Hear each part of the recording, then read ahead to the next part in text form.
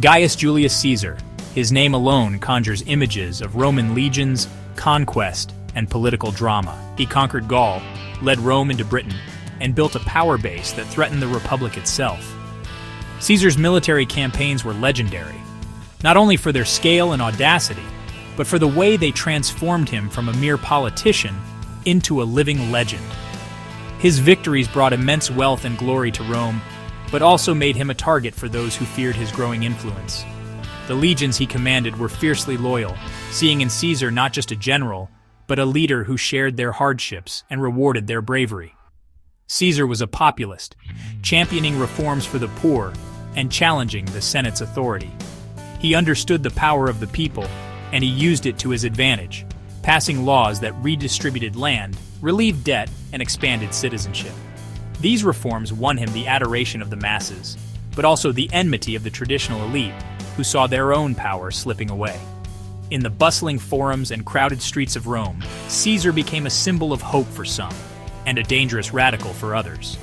His rise set the stage for civil war, as the Senate feared he aimed to become king.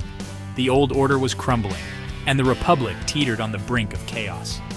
Caesar's enemies accused him of seeking absolute power, and when he crossed the Rubicon River with his army, he made a choice that would plunge Rome into years of conflict.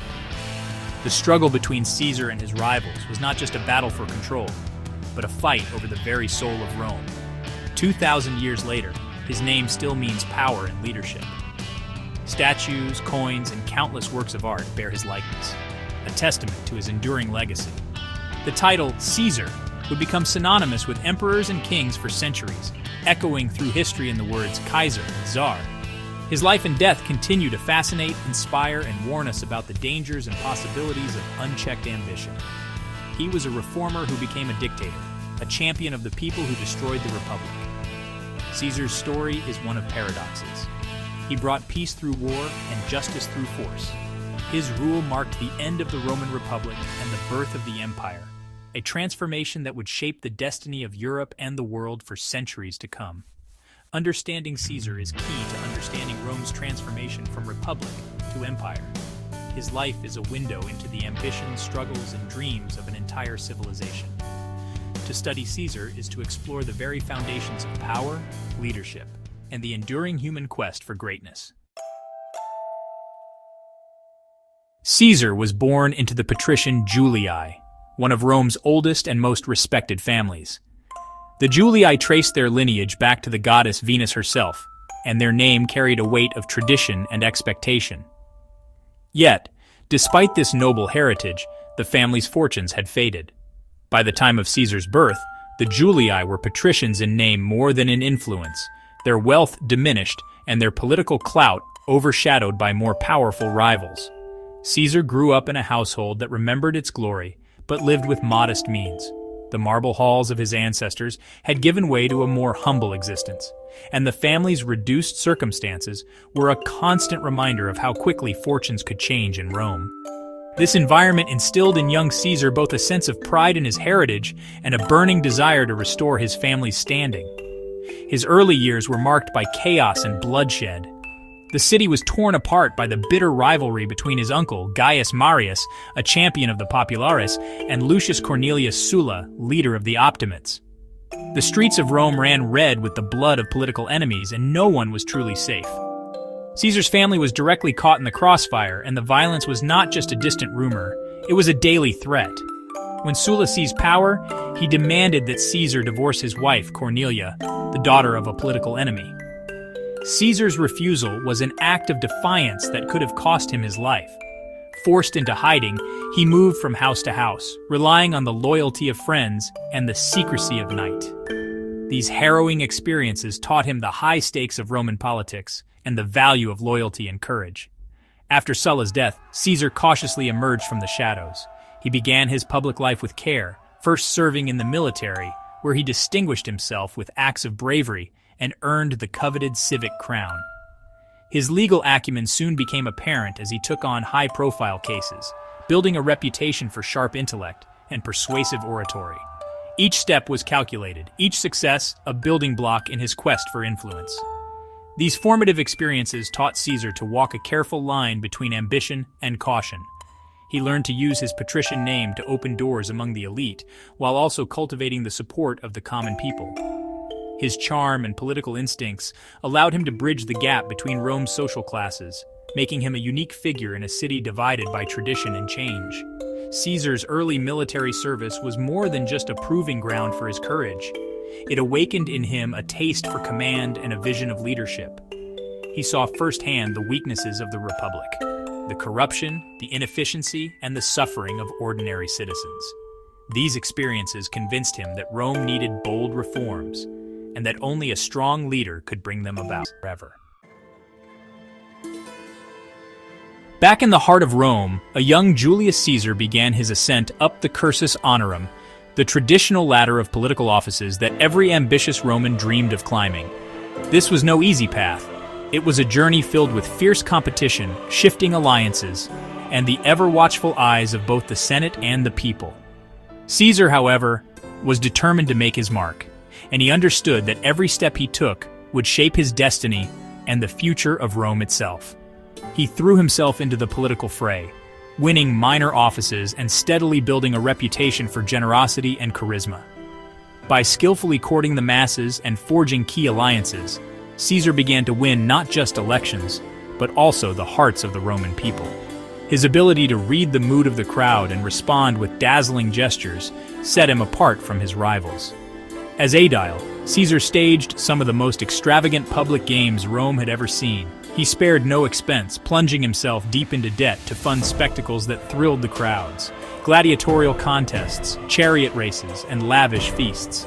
These games were more than entertainment. They were a calculated investment in popularity, and Caesar knew that the goodwill of the people was a powerful currency in Roman politics. In a bold and controversial move, Caesar restored monuments honoring his uncle, Gaius Marius, a hero to some, but an enemy to the conservative elite. By doing so, he openly challenged the old order, signaling that he was unafraid to defy tradition and stand by his family's legacy. This act won him both admirers and enemies, but it cemented his reputation as a daring and ambitious leader. In 63 BC, Caesar took his greatest gamble yet. He ran for the office of Pontifex Maximus, the chief priest of Rome. The competition was fierce, with powerful rivals vying for the prestigious position. Against all odds, Caesar outmaneuvered them, securing a victory that shocked the political establishment. This triumph gave him immense influence over both religious and political life in Rome, and it proved that he was a master strategist. His career continued to soar as he served as praetor and then governor in Spain.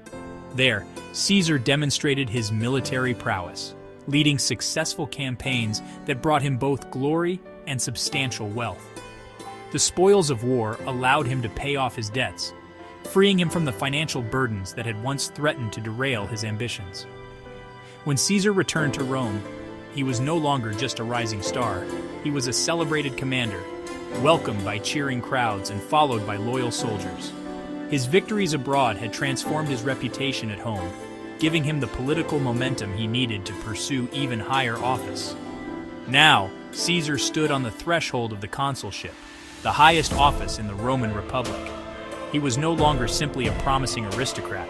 He had become a force to be reckoned with, ready to shape the destiny of Rome itself. The stage was set for Caesar's next bold move, a move that would change the course of history forever.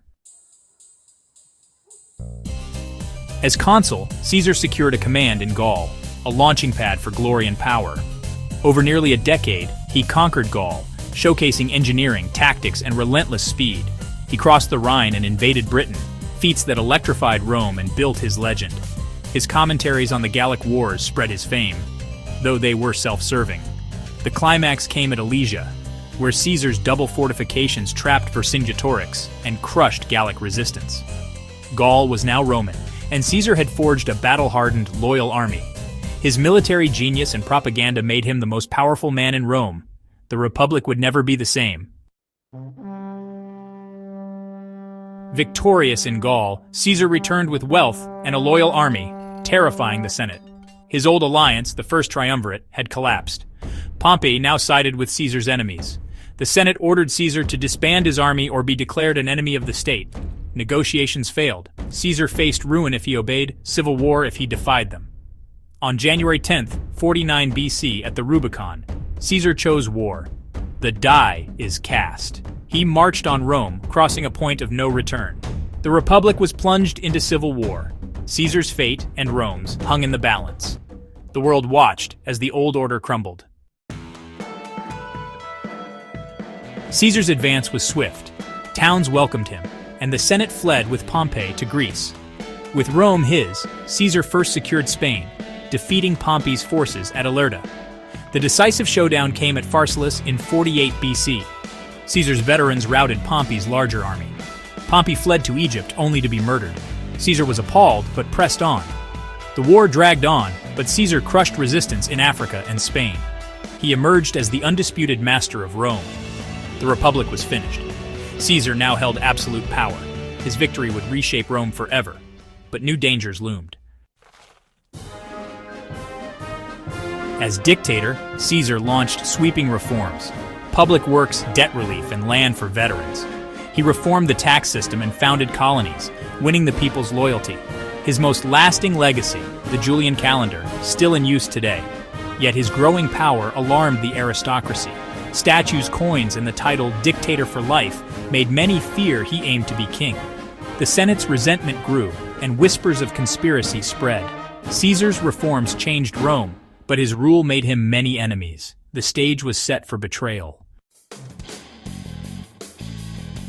On the Ides of March 44 BC, 60 senators struck, led by Cassius and Brutus, Caesar's protege. Despite warnings, Caesar attended the Senate, where the conspirators attacked. Stabbed 23 times, he fell at the base of Pompey's statue, allegedly uttering "Et tu, Brute?" The assassins hoped to restore the Republic, but chaos followed. Mark Antony and Octavian seized the moment, turning public anger against the killers. Antony's funeral speech incited riots. Brutus and Cassius fled. Instead of peace, Rome plunged into more civil wars. The Republic was lost for good. Caesar's death changed everything. Caesar's death didn't restore the Republic. It paved the way for Augustus and the Roman Empire. His conquests spread Roman culture across Europe, especially in Gaul. His military and political model shaped leaders for centuries. His name became Kaiser and Tsar. The Julian calendar and his reforms outlasted him, shaping daily life and governance. To some, he was a tyrant. To others, a champion of the people. His story is one of ambition, genius, and betrayal, a turning point in world history. Rome's transformation, and much of our world today, traces back to Caesar's legacy. Few individuals have ever changed history so profoundly.